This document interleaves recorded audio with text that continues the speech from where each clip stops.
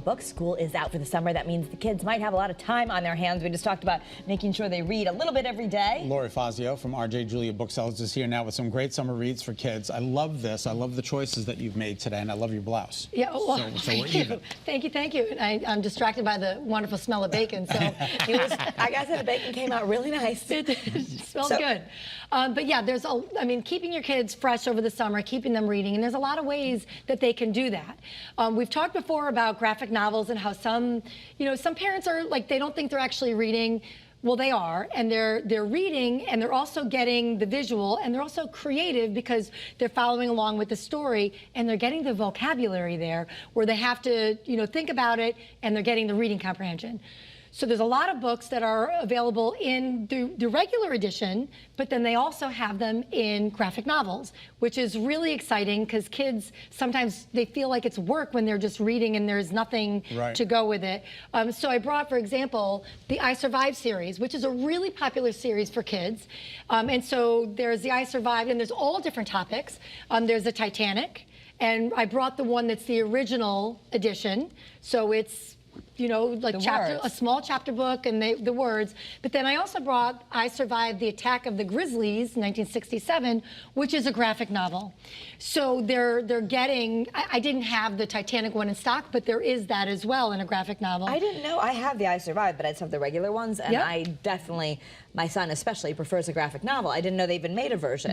So that is something. Looks more like a comic book. It does look like a comic book, but they're getting the vocabulary, they're getting the reading comprehension, and then there's also the creativity side of it, where the pictures, and some people really, that's how they learn. Right. Well, I mean, it's like us. When we do TV, we know that we're educating not just with words, but with pictures. So some people just have a more visual sense about them. Exactly. Yeah. Can we talk about the audio reading? I think that's a great idea. Yeah. So audio is also a way for comprehension. In fact, I know someone recently who came into the store, an adult, came into the store, bought a book, and then said, I'm also going to get this as an audio so that I can go back and listen and read, because it's another way to understand it. So there's Libro.fm, which is a way to support your independent bookstore. It's the same prices as you would get on Audible, which is the Amazon version of it. Right now, because we're talking about kids' books, Libro.fm actually has a sale going on for 99 cents, kids' books for 99 cents. So if you go on to rjjulia.com or wesleyanrjjulia.com, you go to the Libro.fm, you can click that, and it'll bring you, and then if you do Libro.fm/summer, you're going to see 99 cents for all these books, and all these books, and probably more. This is just a flyer that they sent us as an example. And it's Libro, Libro. That's right.